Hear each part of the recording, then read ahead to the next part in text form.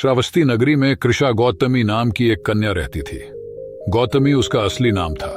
काम करते करते वह जल्दी थक जाती थी, अतएव लोग उसे कृषा गौतमी के नाम से पुकारते थे। गौतमी ने जवानी में प्रवेश किया और उसका विवाह हो गया। गौतमी गरीब घराने की थी, अतएव उसकी ससुराल के लोग उसका यथोचित आदर न करते थे। कुछ समय बाद गौतमी के एक पुत्र हुआ। अब घर में उसका आदर होने लगा, लेकिन होनहार कुछ दूसरा ही था। गौतमी का शिशु जब कुछ बड़ा हुआ और इधर उधर खेलने लायक हुआ तो विधाता ने उसे उठा लिया। गौतमी ने सोचा, पुत्र जन्म से पहले मेरा इस घर में अनादर होता था, पुत्र जन्म के बाद लोग मेरा आदर करने लगे, लेकिन अब ये लोग मेरे प्रिय शिशु को न जाने कहां छोड़ देंगे।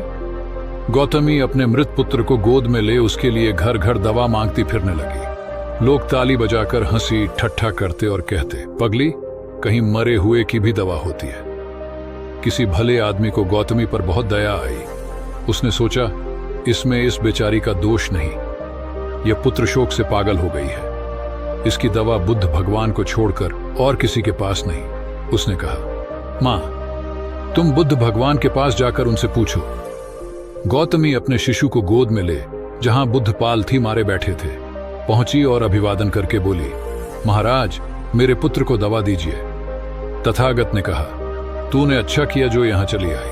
देख, तू इस नगर में से जिस घर में किसी की मौत न हुई हो सरसों के दाने मांग ला, फिर मैं तुझे दवा दूंगा। भगवान की बात सुनकर गौतमी बहुत प्रसन्न हुई और सरसों के दाने लेने के लिए चल दी।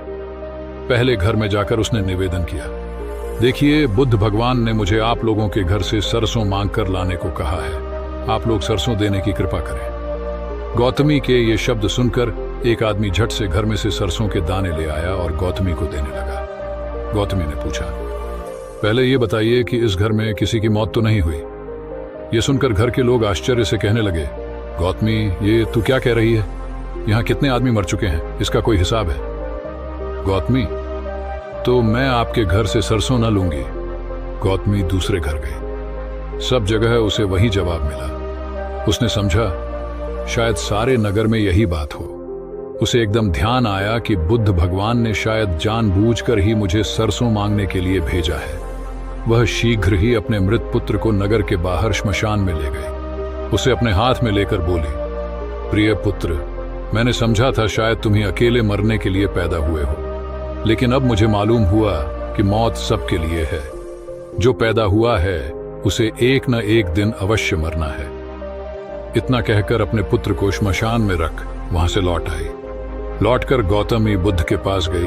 बुद्ध ने पूछा, गौतमी, सरसों के दाने मिल गए?